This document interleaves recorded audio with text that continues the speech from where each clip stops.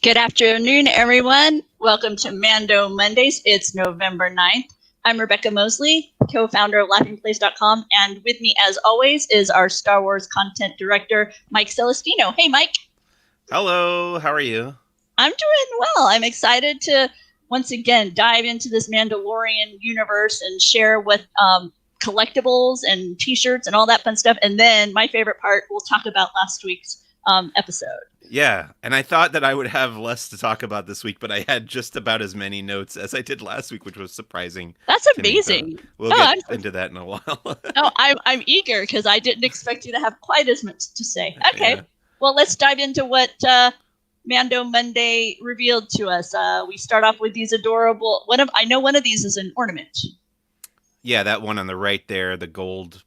I don't know if it's made out of gold or pewter or whatever, but it's a nice Christmas ornament of the child, and then there's a plush child in the pram, the hover pram. Oh, and this is only a 7.5-inch plush. Oh, that's cute. Yeah. He's adorable. And this is Shop Disney merchandise, correct? Yeah, this whole page is all stuff that was new this morning on Shop Disney. So, some nice depth to the Mandalorian. Yeah. Oh, that's the child sketchbook ornament. And then we have a poster book. Yeah, I remember last year or very early this year, they sent me the poster book for season 1. So this is kind of the follow-up for that. And then it was a lot of holiday T-shirts. And so they've taken the Mandalorian and some of the catchphrases and, of course, the imagery of the show and, done their best to bring the holiday magic to it. Here we learn that presents are the way. Or you can get your Merry Force be with you. Okay, what'd you think when you saw this? Merry Force be with you. I don't know. I'm kind of overloaded on this merch, I think, recently. And I don't know, the ugly Christmas sweater thing has never really been my thing. I do have a cool one with the AT-ATs. It's like white and blue, and it's like the AT-ATs on Planet Hoth. That's a Star Wars Christmas sweater, but this is not the kind of stuff that I would pick up for myself. But really cute concept. I think this was the one that caught my eye because it's just adorable. Yeah. The representation of the child and just the holiday ornaments. I can totally, especially after this week's episode, totally envision the havoc that he would wreak in the house come holiday season. Oh, and there he's just tangled up in all the Christmas lights. With his curmudgeon face. That's what I call this one, the curmudgeon face. I feel like he looks a little aged up in that. Like he has a few more wrinkles than we are used to seeing him with. A little more Yoda than the child, huh? Yeah.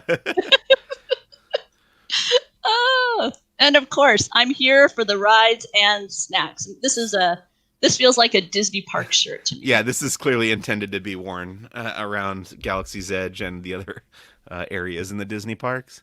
There's a different color, one of the same. And then this said it was limited release. Baby Yoda peeking around the corner there. He's cute. Adorable. And it said it's an image from season 2, episode 1, the Marshal. And as always, they want to make sure you remember that there's more Mando Mondays coming in the weeks ahead. Yeah. Oh, yeah, I clicked on the wrong one. There we go. These are the items that I was very excited to see. Yeah, so this was the Hasbro announcements from this morning. It was only 2 things, but they were both pretty cool. I think the one that's getting the most buzz is obviously the helmet. And I had just seen the Boba Fett one that Hasbro put out from the Black Series, the helmet at World of Disney at Downtown Disney. And then now it's the same price, $119.99. You can get the Mandalorian Beskar helmet for the title character, Din Djarin, from Hasbro. And it's got a cool light that you see him use quite often in the show that attaches to the helmet, or it is attached on there. Yeah. Ta-da! On and off. There you go. That's just a beautiful piece. I mean, it looks very nice. Yeah. I'm excited. It's like a little too fancy to be like a toy, but yet not so fancy that it's a collectible, and I would feel I couldn't just kind of play around with it more. Right. And then you've got in the Hasbro Black Series action figures the Remnant Stormtrooper. So this would be one of the Stormtroopers you saw at the end of season 1, like running around the planet Navarro, and he's kind of dirty and beat up, and he's got some sand on him and stuff. And he retails for $20, and this is a currently a Yeah. pre-order. And this is one of those that I believe goes live this afternoon. That roll right around now. Yeah, over this is over on Target exclusive, yes. Yep. And then our last little bit of roundup, Mike. Yeah, so Funko, I was asking last week if they were going to make some like episode specific stuff with these announcements, and we got our answer because this Funko Pop vinyl figure is obviously representative of the events of this week's episode, with the child there looking hungrily at those eggs in that canister. Definitely. Very cute. And then there's yet another Baby Yoda plush. I don't know. I can't tell them apart anymore. This one is soft and cuddly, and then Okay. when you squeeze its hand, it makes various noises. And it's a lower retail point. It's $34.97 at Walmart, whereas the others that we've seen are closer to the $70 range, and they tend to be more much more interactive. So this one is like, just a step above a cuddly plush. It's a cuddly plush that makes noise. There you go. And it's posable, which is a nice addition to your stuffy. And it comes with that nice pouch. Oh, that's right. Yeah. You can carry him around. Hang him from your bicycle.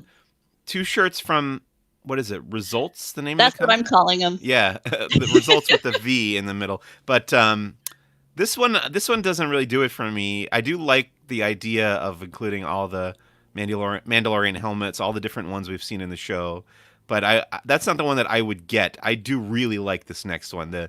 It's just the Beskar metal look on a shirt, and it's so subtle because most people would not get it. And my phone case, oh yeah, here it is. I have it on my phone case, the Beskar medal. Oh, very cool. So that would be like my subtle Mandalorian button-down shirt. What does it say there above the pocket? Is that just the name of the company? That's the name of the company, yeah. And then the pocket itself has a subtle. I want to say that's an Empire symbol. That's it. That's all you need. It doesn't need to say Star Wars. Doesn't need to say the Mandalorian. This is all you need, and it sells exactly what you're going for. The people who know will know, and nobody else will get it. That's the kind of shirt that I would want. There we go. Now we know. Now we know, Mike. I have to agree. I really do like this Beskar steel design, and I like merchandise where where a fellow fan, can give you the nod of I gotcha, but yet not everybody will know what it is. Oh, and Doobie comes in with a shirt that's cool enough for our Mike C. Oh, yeah, and then this actually came out late last week, right? And then I just wanted to include it because we hadn't featured it before. But another like episode-specific piece of merch, because as soon as this character showed up on the show, everybody loved him right away. Everybody was talking about him, and now you got a T-shirt. There's actually a few if you go to Amazon and search for him. Cobb Vanth T-shirt with Timothy Oliphant's face there on it. And they even did a Tervis tumbler with the Marshall, and like a quote from the show is on one side, and then you have the Marshall in the Mandalorian in the Boba Fett helmet on the front. So they released quite a bit of specifically the Marshall merchandise over the past few days. So yeah, be on the lookout for that. Cool. And then finally from our friends at Regal Robot, another piece for another week. This is going along with their creature series of magnets, and this is the Bantha head. My ads are going to compete with each other. And it's not episode specific, obviously, because this came out. I mean, it's episode specific to the previous episode, but not to this week's episode. But it's cool. It goes along with if you go to the next image, it's the Tauntaun and the Rancor and the Bantha. So now you could collect all 3, and I think it's $30 for really nice high quality magnet. Yes, it is $30. It's the 3rd in their Star Wars magnetic mini sculpture set, and it's the Bantha. Very cool. And then today, Rock Love unveiled their latest in their Star Wars collection, and it is a New Republic credit. It's a yellow gold coin. It actually, the way the locket works, you can take the coin out, and it has the icons on both sides. So you have the Rebel image on the front and the image on the back as well. Yeah, and their stuff is really nice quality, tends to have a nice weight to it. So Rock Love, with their latest in their ongoing Star Wars collection, I highly recommend checking them out to see what other items they have as well. They have a Baby Yoda in the pram where it has a magnetic closure. It's like a locket piece. So lots of beautiful items from the people at Rock Love, including this Beskar steel pendant. So yeah. And if you want to keep up on the Mando Mondays information, not only will we be providing it here at laughingplace.com, but over StarWars.com Mando Mondays, they have an ongoing updated section where they make sure to let you know what's going on as far as the Mandalorian content that's coming out each and every Monday. So yeah, great. And they also have a section of their website that they're dedicating to the specials. Last year they had it more of kind of a recap oriented, and then they had a trivia page. Excuse me. Mm-hmm. But today I noticed. Oh, hang on, just a minute. Sure. They have this what they call the Mando download, and each week they're sharing a character poster from the episode. Obviously, last week it would have been Cobb Vanth, and then nope, that's it, Cobb Vanth, and then this week it was the passenger. Mm-hmm. And also on this page they're showcasing stills from the episode of the week, and so you can access these really lovely high quality images from the episode. And what I thought was even more special was that at the base of these, now you're getting to some of those beautiful concept art images that are at the end of each episode. And I think computer backdrop whenever I see a StarWars.com or any other page sharing amazing images like these, because they're just their artwork. Or the other thing I was thinking was I might start displaying them on my TV. Set up a folder for my Google Home that's just Mandalorian art and have that rotate on my image. Have my own little Mandalorian art gallery. Yeah, any of those would make great wallpaper, like you said. Absolutely. And it's fun to see how the moments shifted too. Like this one with at the beginning of the Mandalorian, it was much more of a narrow hallway. Narrow alleyway. It reminds me of the scene where Spider-Man kisses Kirsten Dunst, doesn't it? That's the first thing I thought of there. Okay. There you go. I didn't go there. Sorry, this is not as attractive as Tobey Maguire, so I didn't go there. So yeah. And of course they have images from this week's episode with the spiders that we discovered and the character poster and all of that. So really beautiful images and stills. I appreciate StarWars.com sharing that all with us. So let's see. Are you ready, I guess, Mike? I'm ready. Let's talk about the Go ahead. episode. I will share. Let me see. I will share this image to let you have a visual marker, because I know that you also will be sharing this content on your podcast. So we'll go ahead and use that to kind of fire it up. This is season 2, episode 2, chapter 10 overall, and the title is The Passenger. And it was directed by Peyton Reed, who directed both Ant-Man films. And I thought he was an appropriate choice for this episode for reasons that we'll get into. My first thoughts upon watching this episode was that it was less consequential than the first episode of the season, less epic, but still entertaining, well made, very funny and pretty fun. What did you think overall? I I would completely agree with the way that you've described it. I enjoyed the humor. I enjoyed the way the story shared. Like you learned a little bit more about the characters in it, even though it didn't truly like advance a specific narrative in a way. But you did have those moments of well, I'll share more exactly what I mean. But yeah, I agree with you. Okay, so the episode opened right exactly where we left off last week with the Mandalorian riding through the Tatooine desert with the child and the Boba Fett armor on the back of his speeder bike that he got from Amy Sedaris' character Peli Motto.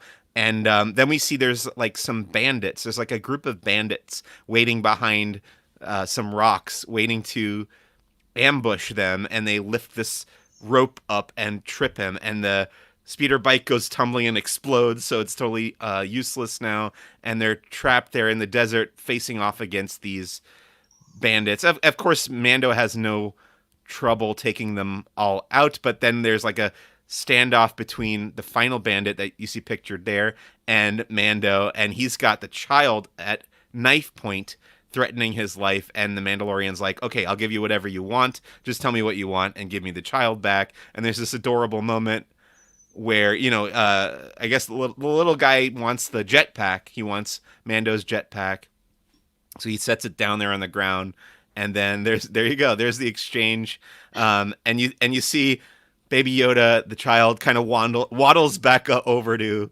Mandalorian, and they have the reunion there, and then a very funny, very dark moment where the little thief guy, the bandit guy's walking away with the jetpack, and the Mandalorian just presses a button on his wrist and sends the jetpack up in the sky, and the guy just drops and presumably dies from the fall, I would guess.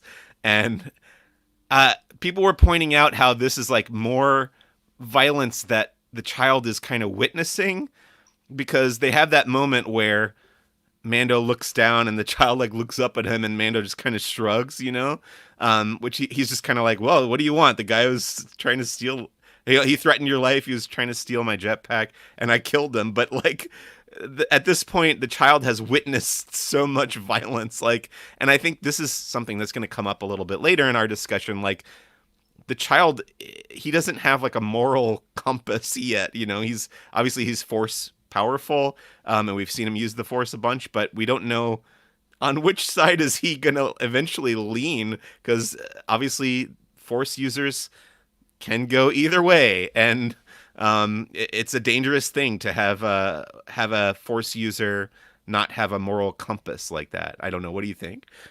No, I agree. I'm always curious why and when the child chooses to use his force abilities. Right.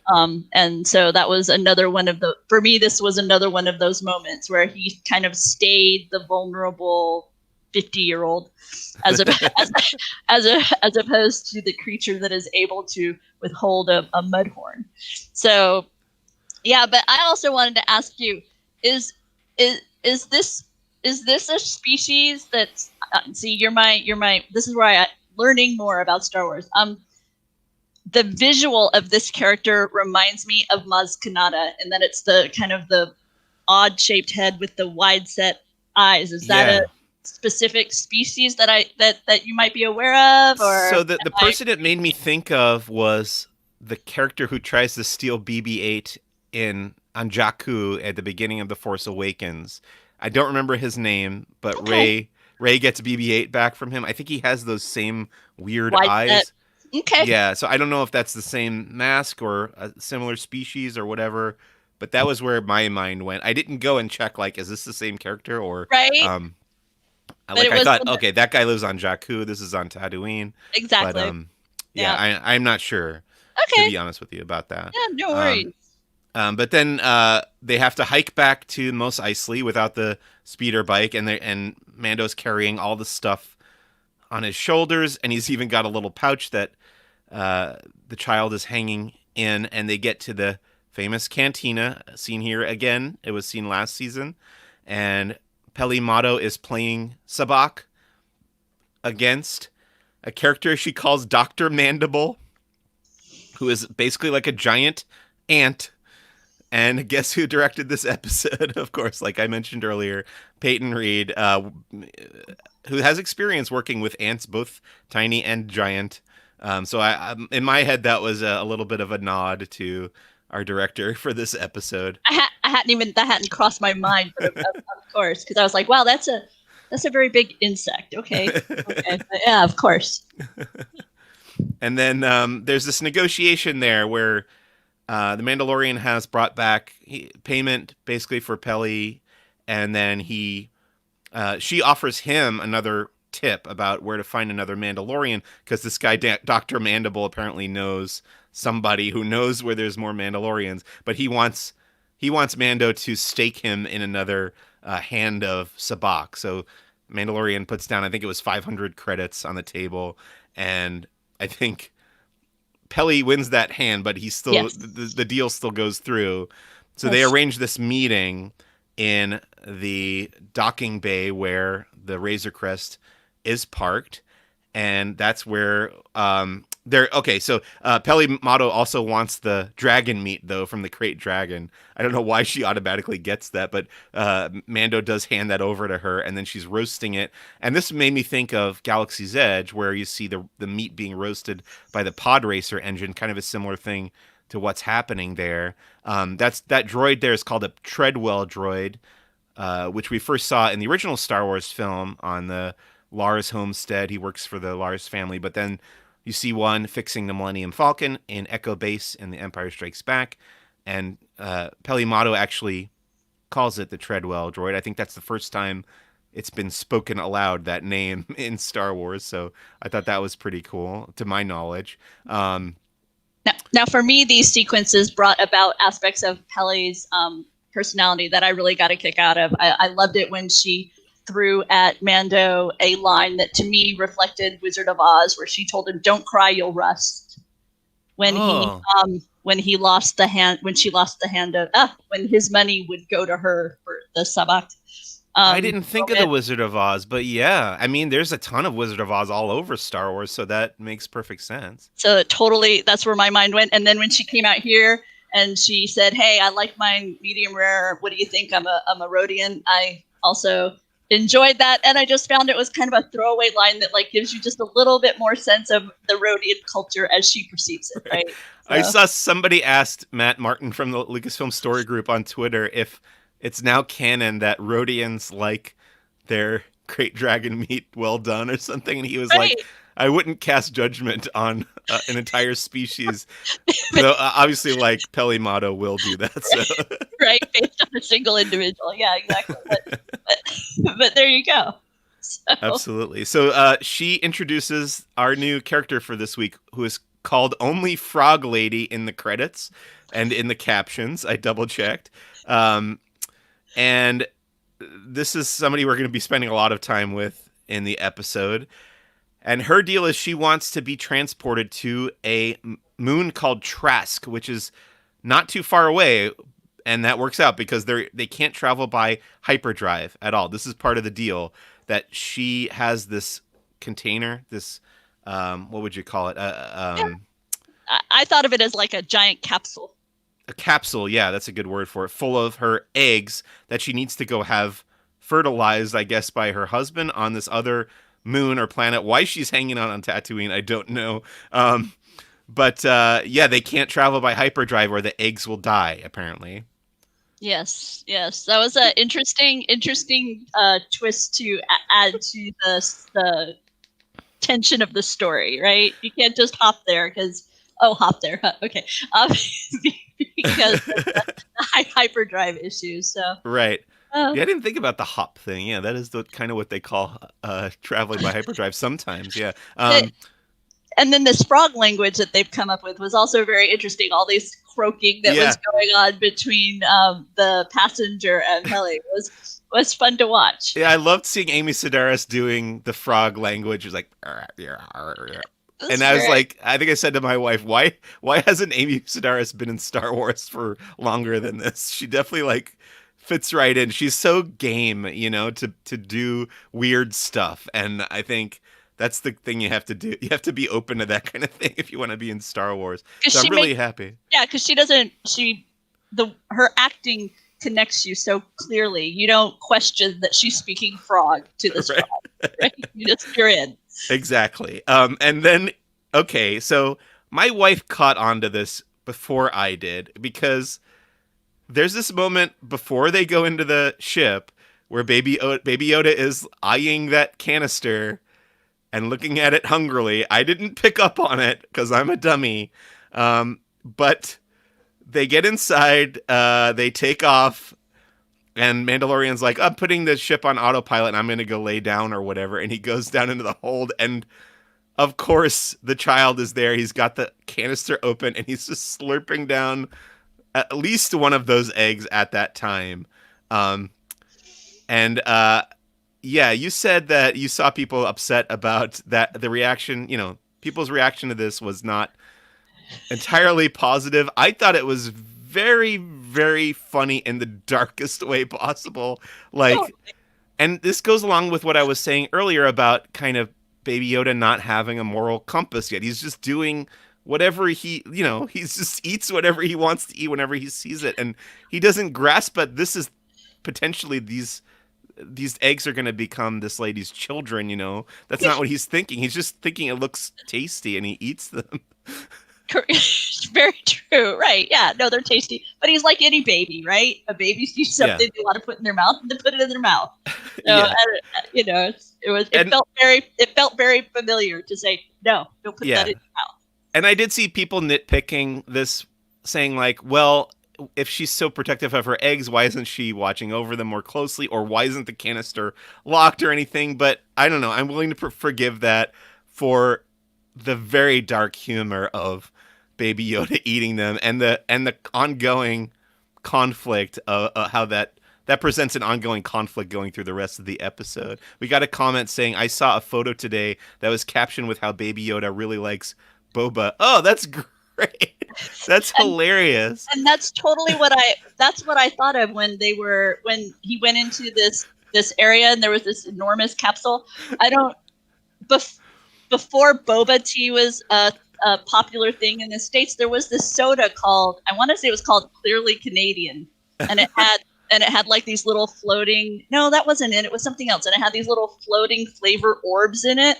Yeah. And some people thought it was fantastic. And some people thought it was really not fantastic because they couldn't handle the texture. But this moment right here, it reminded me 100% of that beverage with these floating flavor orbs. So yeah, and then the whole connection. It looks good.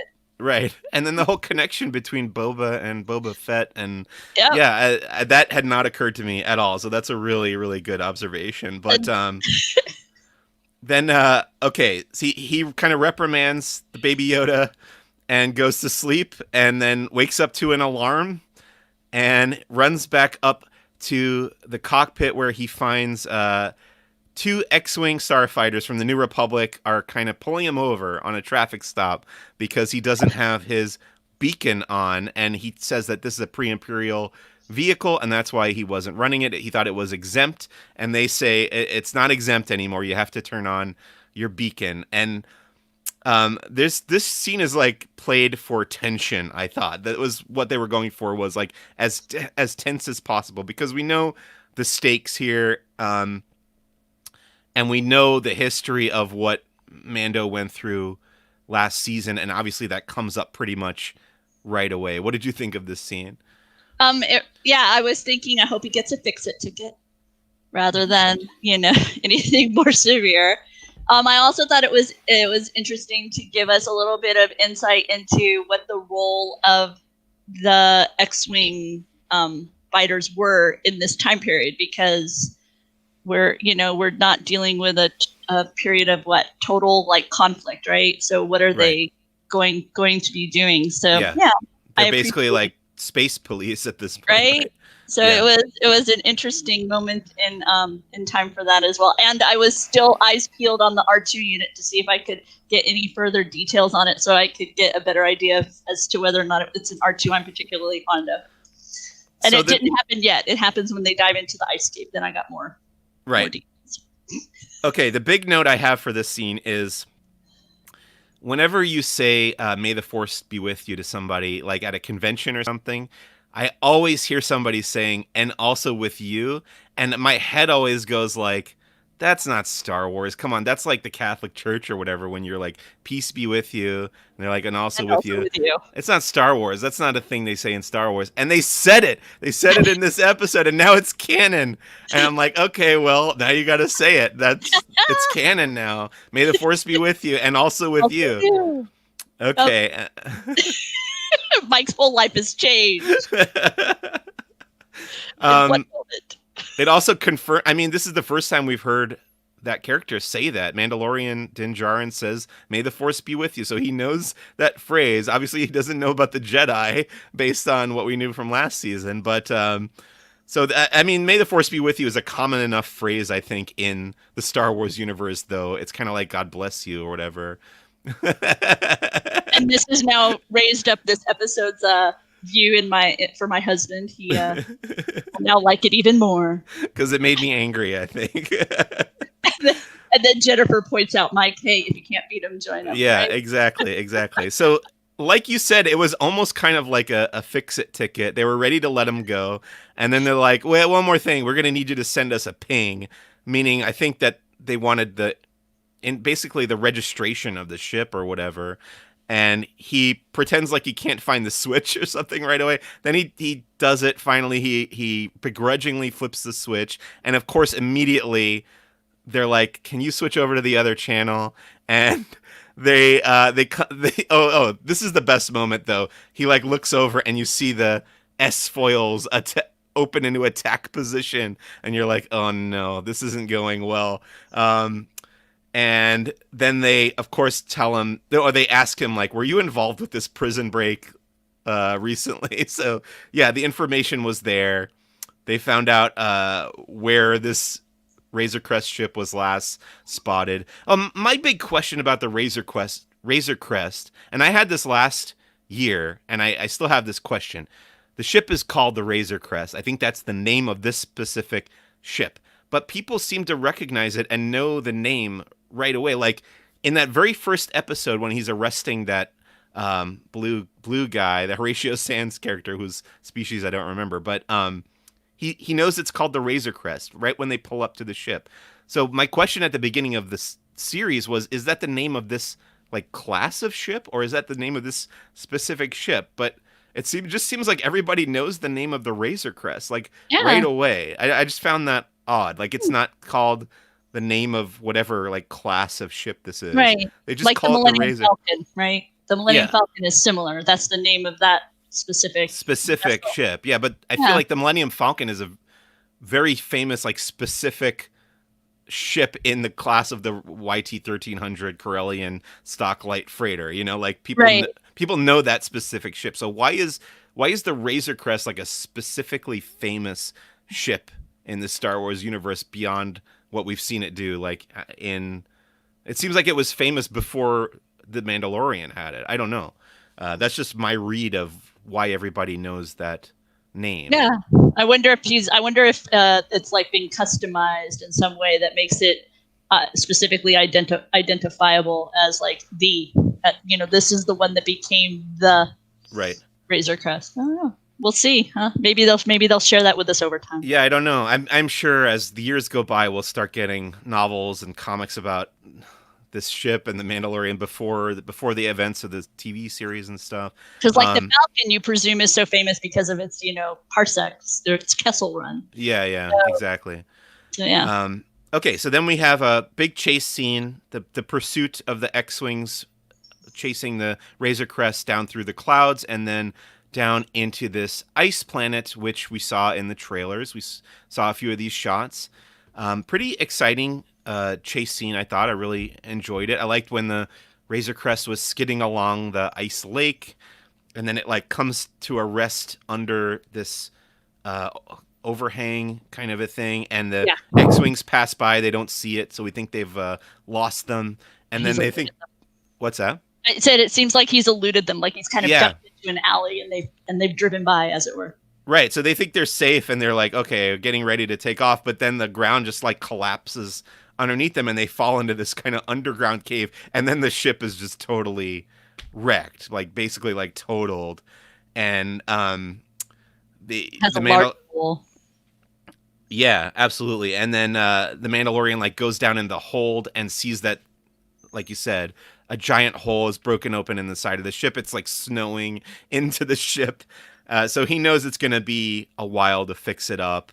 And there's this whole argument between Mando and the Frog Lady about whether they're going to like keep the deal, because she has to get to this moon by the next solstice or something. I forget Yes. what they said. So there's like a ticking clock, as they say in screenwriting. But they have a point where they need to be there by. So reluctantly, I think he kind of looks down at Baby Yoda, and she reminds him of the the code that he has, the Mandalorian code. And I do want to talk about, at this point, she uses the droid, the Zero droid that they call him, voiced by Richard Ayoade, who's a British comedian, and he is a filmmaker in his own right, actually. But he returned to voice this droid that was destroyed in that same episode, the Prison Break episode last season, called The Prisoner. And she like hacks into the droid's vocabulator to use him as like a translator, so they can break down this language barrier between the two characters. What'd you think of that? Um, at first, when that voice started, I was disturbed because I remembered that that was like not a voice I would want to hear. And then I caught up with the okay, she's used, and then the dialogue clued me in. But initially, it was, oh no, yet another problem on top of everything else they already have. But I thought it was very clever because, as we saw earlier, he had tried to find a mutual language, right? He had tried, oh, do you know Huttese? And he had tried to reach out with her that way, and that didn't work either. So it was a very interesting, and it lets you know that even though perhaps this woman initially seemed, I say woman, but this female initially seemed, I don't know, maybe a bit primitive, maybe was the thought, because you have this backpack and the way she's dressed, it doesn't come across extremely technically savvy per se, Right. visually. But then she's able to hack this, killer Right. droid to be her speech, to be her translator. So I thought that showed a level of technology that was really cool. And I don't know, I enjoyed that. I appreciated her ingenuity, and it shows the ingenuity. I did want to point out that this Frog Lady was played by the same woman, same stunt performer who played Ugnaught Kuiil in the first season. So they brought her back. That character actually, obviously passed away at the end of season 1, but they've found another role for her here, which is great, fantastic. Obviously, she's a very talented performer, so she was in that suit again. I don't remember her name, unfortunately. The character itself is the Frog Lady with the little pulsating on the sides of the temples of the head, and the just the motion in the face and the articulation of the head is really impressive. And I thought it was very convincing, and I mean, it's good that I wasn't sure, because that means it was convincing, but I wasn't sure if it was 100% puppet or if they had accentuated a bit with CGI, the mouth movements or anything. So the fact that I couldn't tell means it was successful. So I will congratulate ILM on that effect. But yeah, they have that conversation, and he decides to go about fixing the ship at that point. So he leaves. He's like wandering around the ship outside in the ice cave, and he sees like this, like, it looked like coolant or something like spilling out of the engine of the ship, which I thought, okay, they had already spent all this time. Like, he should have gone out there earlier to plug that hole. But basically he starts fixing the ship, and then the child like comes around the corner, and he's like, why don't you help me? And I was thinking that too, like, why aren't these other two helping him? Like, the child has the Force, and this lady clearly has some technical know-how if she was able to hack into that droid. So that's another little nitpick that I think you could point out. Like, why wasn't anyone else helping him fix the ship? But then they figure out that, I think kind of the child points out, that the frog lady has wandered off, and Mando comes back around the corner, and he uses his little Batman vision to see her footprints in the snow going off into this crevasse, off into who knows where. And Oh, I did want to point out at this point that basically we had guessed, or a lot of people had guessed or theorized that the ice planet we saw in the trailers for this season might be the planet Ilum from the Clone Wars, and that the planet that eventually becomes Starkiller Base in the Force Awakens. And I don't know. We didn't really get a name for this planet that they wound up on, but as far as we know, it's not Ilum. It's just another random ice planet or moon that they landed on. So those theories were kind of shot down this week, unfortunately. There's no greater importance to this planet other than it being like kind of a detour along the way to where they're going. But they follow her through this crevasse and they find her in this hot springs that she's found. And I was wondering, like, how did she know that was there? See, this is where this feels instinctive to me. Right? Okay, yeah, I mean, it could be very well be she may right. have some kind of like heat sensing, yeah, ability. But she's taken all her eggs and dumped them out into this hot springs, and she's in there as well, enjoying herself. And basically, Mando's not having it. He wants her to collect them all and put them back in the canister and head back to the ship. And then, of course, Baby Yoda wanders off again. And I wanted to note in this scene how much I enjoyed the shots of Baby Yoda walking, because they've used the puppet Baby Yoda in some of these shots, and I love when he walks like a little puppet. Little waddle. Yeah. Little waddle in the snow. Yeah, and he's like the snow's like collecting along his waist as he's walking. I just thought that was such a great touch and such a cool looking practical effect.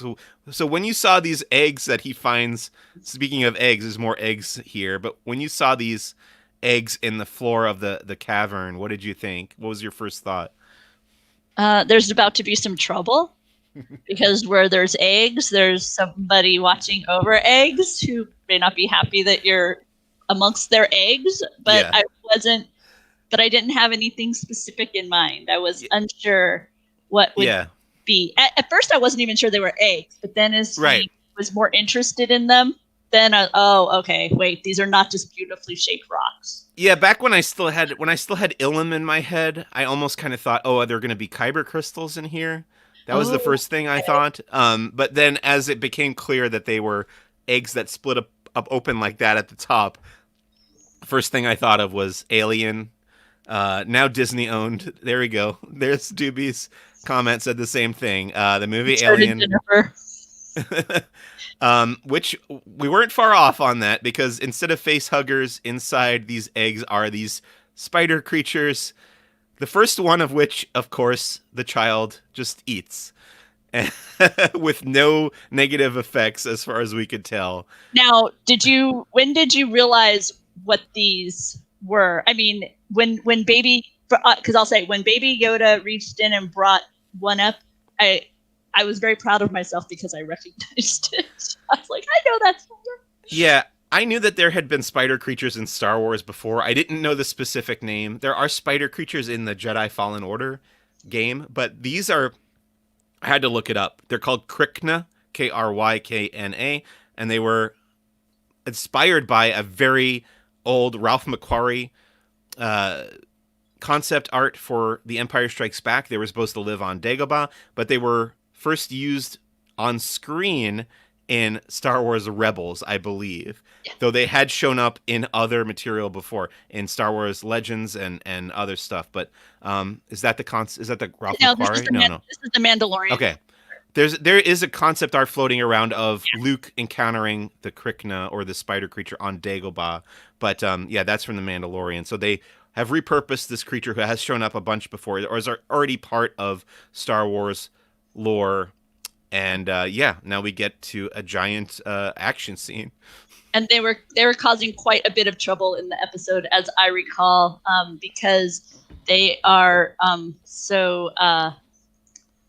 they're a rather basic species, and so they weren't able to connect with them using the Force, and so it was that was one of the elements of the story, as I recall.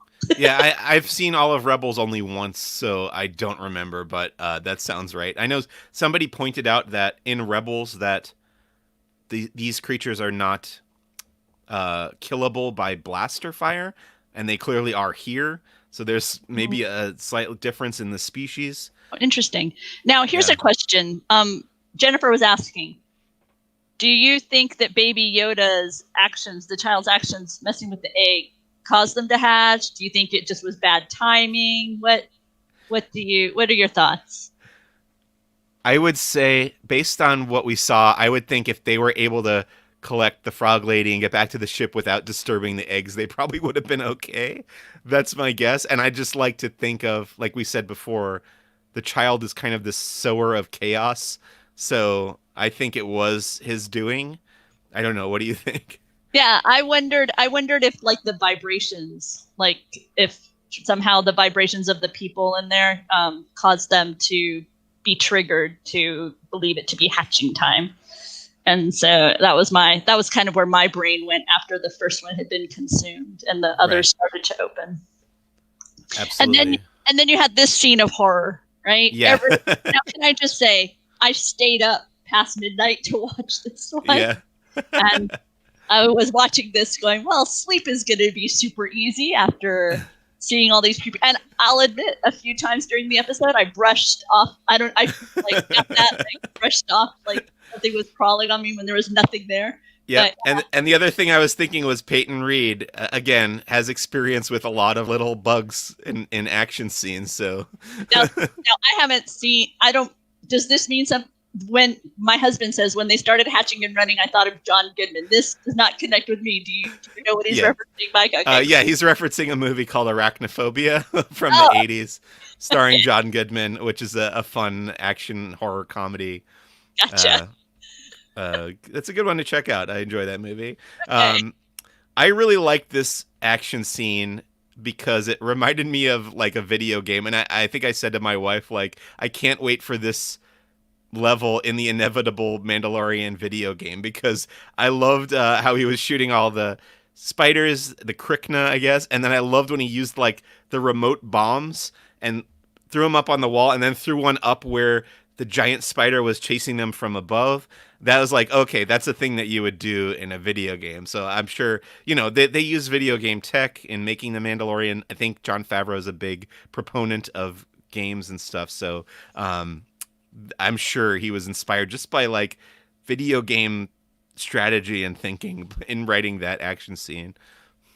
For me, when the very, very large spiders appeared, for me, this then became a multi-layered scene, and that I thought it was very cool how you have the Mandalorian in kind of a paternal-like scenario with the child, trying to protect the child, help the child get to its next step in life. You have this mother trying to get her eggs to, become her spawn, her next generation.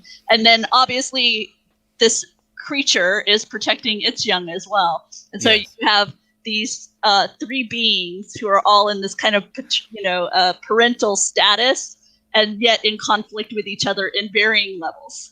I hadn't thought about that, and it's a really, really great point. I really like that. It was very cool to see, and it evolves as the story goes on. You see kind of what lengths each of these adults, for lack of a better word, goes to protection of young. Absolutely. Some other things I liked about the scene: the use of the flamethrower, the webs that they shot out. The spiders like shoot these webs at them, and they stick to the ship and stuff. There you go. Sticks the gun to the ship like Spider-Man. That is another Spider-Man thing, huh? There you go. And then we got to see the frog lady leapfrogging a little bit, like jumping around like a frog. So she does have that ability. That was really wild to see, kind of almost like the return to the basic, as it were, to for survival, jumping on all fours, moving about and it was really impressively done. It didn't. Sometimes when that happens, the character can become too rubbery, and you lose their sense of weight. Yeah. And this was done really well. So I don't know. I'm intrigued to learn more about the process behind bringing those sequences to life. Me too. I hope there's another season of that Disney Gallery show. Oh yeah, I know. So they're scrambling to get back in the ship. There's thousands of spiders following them. But the note that I have here that I was super excited about was I don't think we've seen it before in the show, but we finally got to see it. And I could be wrong. There may be a shot of it somewhere else, but we finally got to see the orientation of the ladder and how the ladder sits in that little compartment behind the cockpit. Because I was very confused from the way. So they've got this great, amazing looking Hasbro HasLab Razor Crest vehicle coming out. It just got fully funded today. It's ready to go. It's ready to ship at the end of next year. Can't wait to get my hands on it. But I always thought when I was looking at the interior of the ship that the ladder was on the wrong side because I thought the ladder's got to be right behind the cockpit where they come down into the hold. But no, they got it right because I'm sure they saw the blueprints.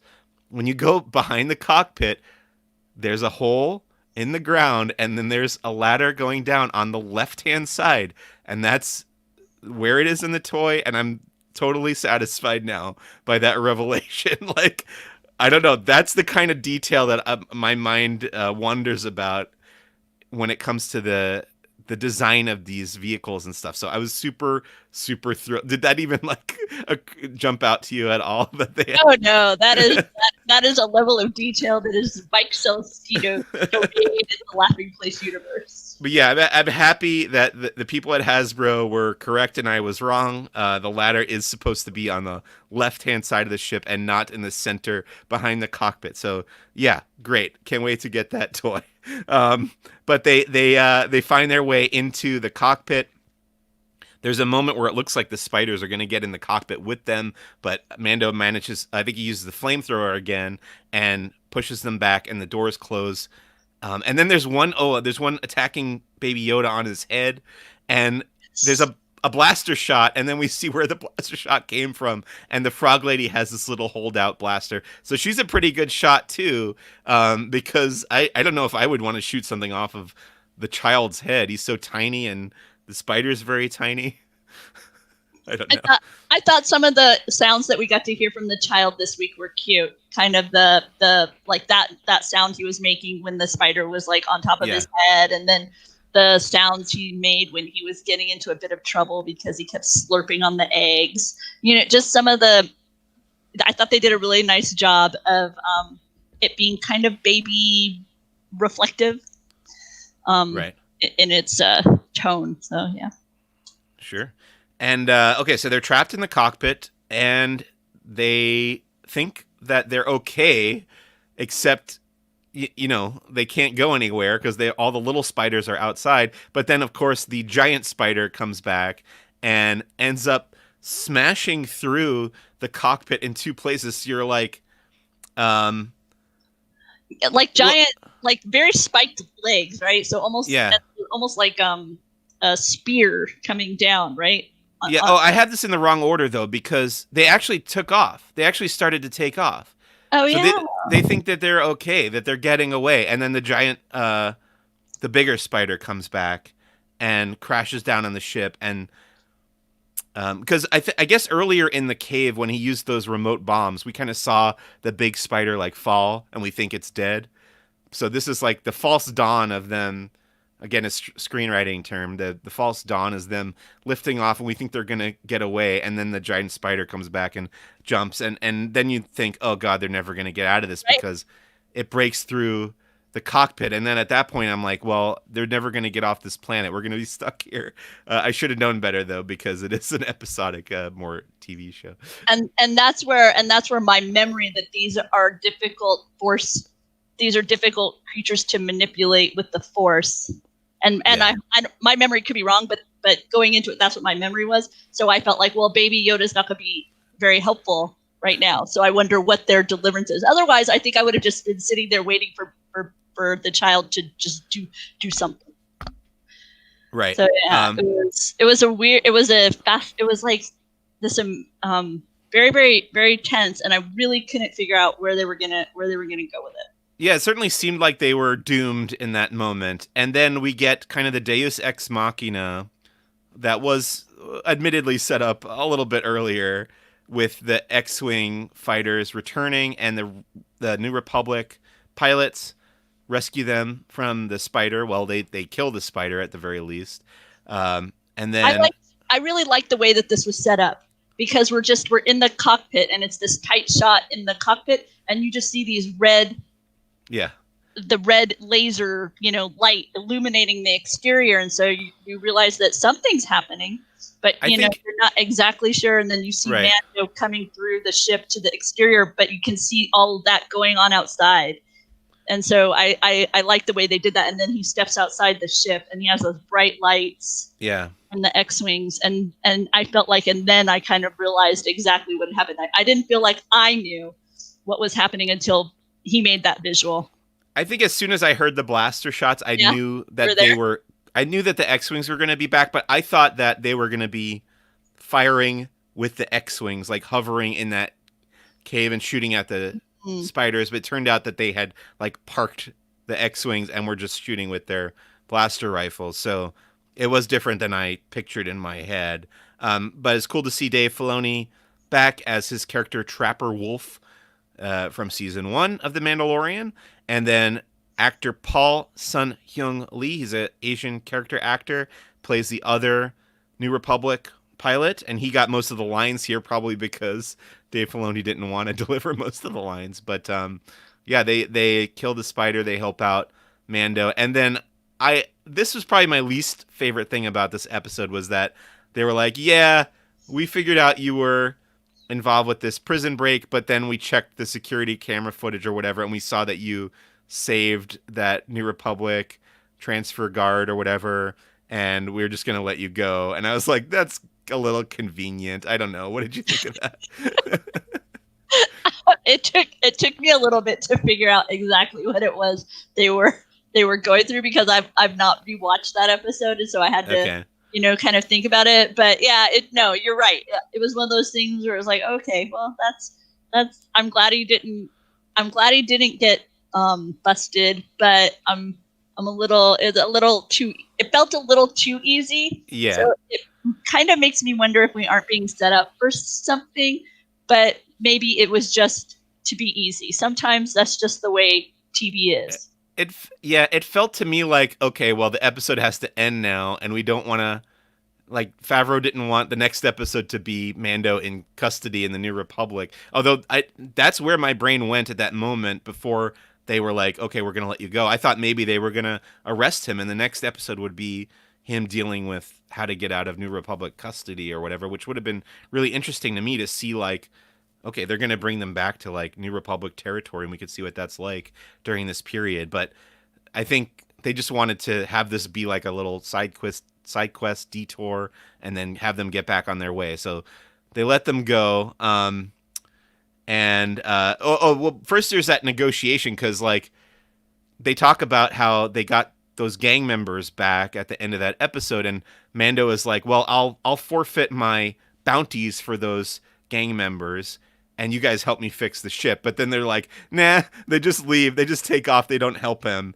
And then somehow Mando just goes and fixes the cockpit himself, which I was like, how is he fixing that cockpit? The spider broke through. Like, this is another little nitpick, but I was wondering, like, is there a spare glass for the cockpit or something is here in the ship? I don't know. I didn't get that part. How was that fixed?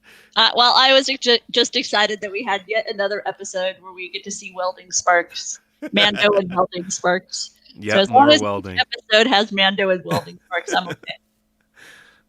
And then, yeah, they get it fixed somehow. They take off. They're going on their way back to Trask. And then we get that shot that we saw in the trailer of the Razor Crest basically limping to the next planet because it's completely been demolished, basically. And they can't leave the cockpit because that's the only part he can get to seal. The rest of the ship is just open to space at that point, basically. So they're all trapped in the cockpit together. And then there's another little bit of very dark humor at the end where Mando actually makes a joke about, well, the doors might come open and suck us all out into space and we'll die, which I thought that was like darker humor than we've seen coming out of that character before. And then the button on the end of this episode is just Baby Yoda just eating another egg.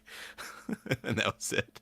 I loved how he looked back my husband thought he looked back almost with guilt. And so he was shocked when this was the next moment. He was like, "Wait, I thought he felt bad." Yeah, I don't know if they've demonstrated that that character I'm is like, "I don't capable of guilt yet. But Jennifer, I'm sorry, Tamis said, "Imagine you just funded the HasLab Razor Crest ship, and then it gets destroyed."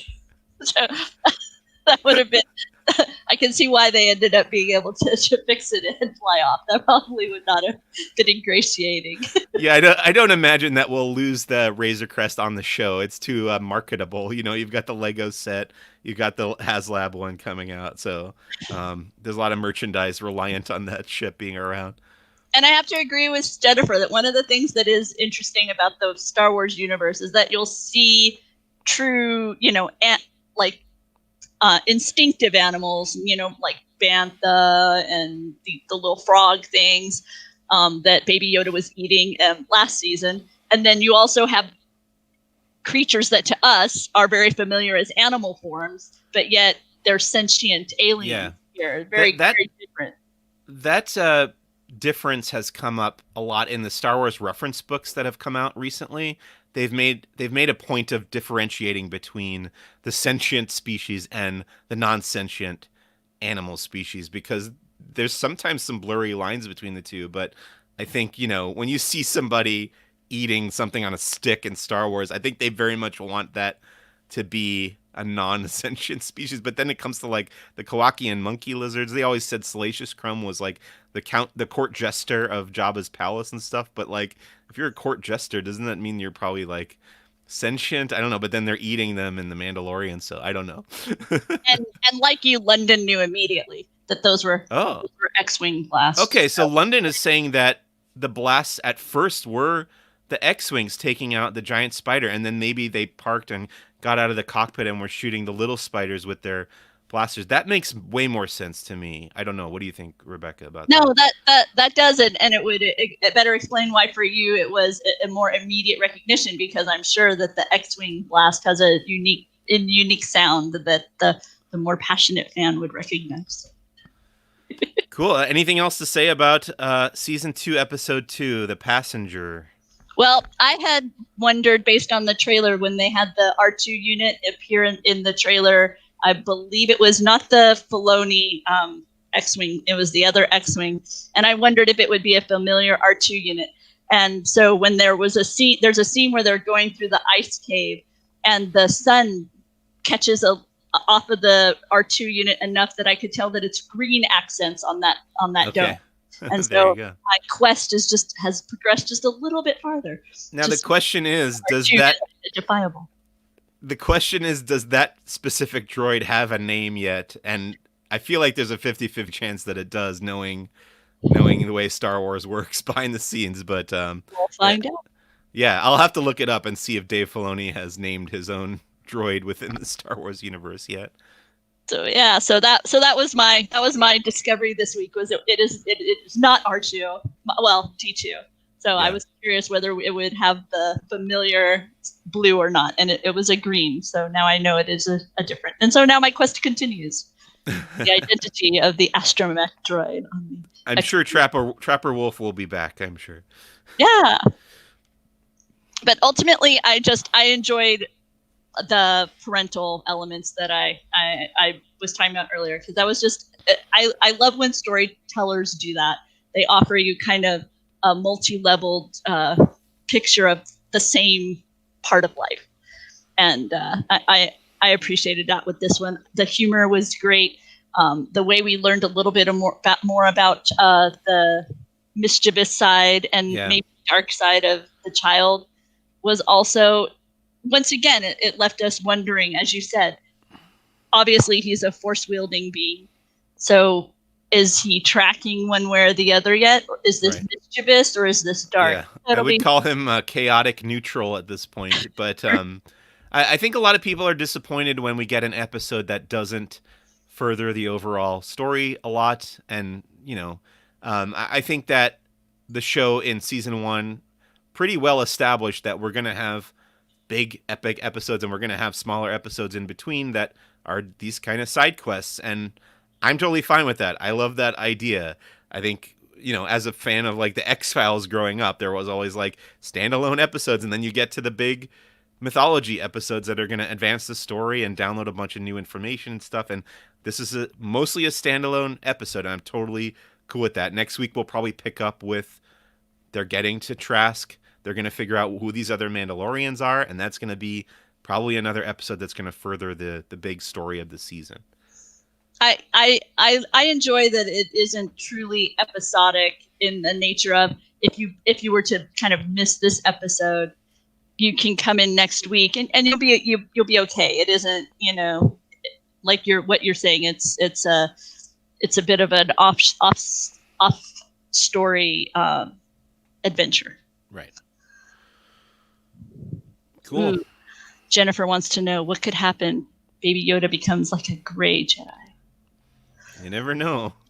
Why isn't he around in Snoke times or whatever? I don't know where he is at that point. So. Oh, as always, we've got lots of questions ahead lots of things to discover. That's the way to put it. Lots of things to discover. I'm excited to see them get to Trask. I'm interested to see if we will get to see this character any further, because so many of these characters we kind of see them once or maybe twice and then they move on. I think the way they started this episode, I feel like is going to be similar to the way the next episode starts. I bet we'll have him arriving on Trask. We'll say goodbye to the Frog Lady, and then whatever the next adventure we'll pick up there. I'm also kind of thinking that I was wrong about the water planet being Mon Cala in the trailers. I think it may be this moon that they're headed to now. So this next episode may be the one where we get to the docks and meet Sasha Banks' character and go on that figure boat. Yeah, so it may not be Mon Cala at all in this season. And I'm also really glad that we got more shots from the trailers in this week's episode, because it means so much of the later part of the season is going to be stuff that we have no idea what's coming. I don't know. Mm-hmm. Yeah. Very exciting. Well, I think that's it for this week's recap of The Mandalorian and Great. all the Mando Monday items. If you enjoyed, please ring the bell, and don't forget to subscribe so that way you can stay tuned with all the Laughing Place items happening. We've got a full schedule all the time, every day. Sometimes we're live in the park. Sometimes we have what I would call in-studio shows like these. Later today, we're going to be talking Disney Parks Live. We're going to have Disney Parks Talk. We're going to have Mike C. on the West Coast, Tony stepping in from the East Coast to make sure that we are all up to date on what's happening in the Disney parks. And then this evening, and that's at 4:00 Pacific. Am I right, Mike? Yes. Okay. 4 p.m. And then this evening at 7:30 p.m. Pacific is our our LP movie club, where we talk about various Disney movies. And this week's title is A Christmas Carol, Jim Carrey one. Robert Zemeckis, yeah. Robert Zemeckis title from 2009. So be sure to like and subscribe, so that way you'll find out what else we've got going on here. But if not, we'll see you guys next week, and we'll be bringing you more Mando Monday merch and another recap from this amazing series on Disney+. So bye for now.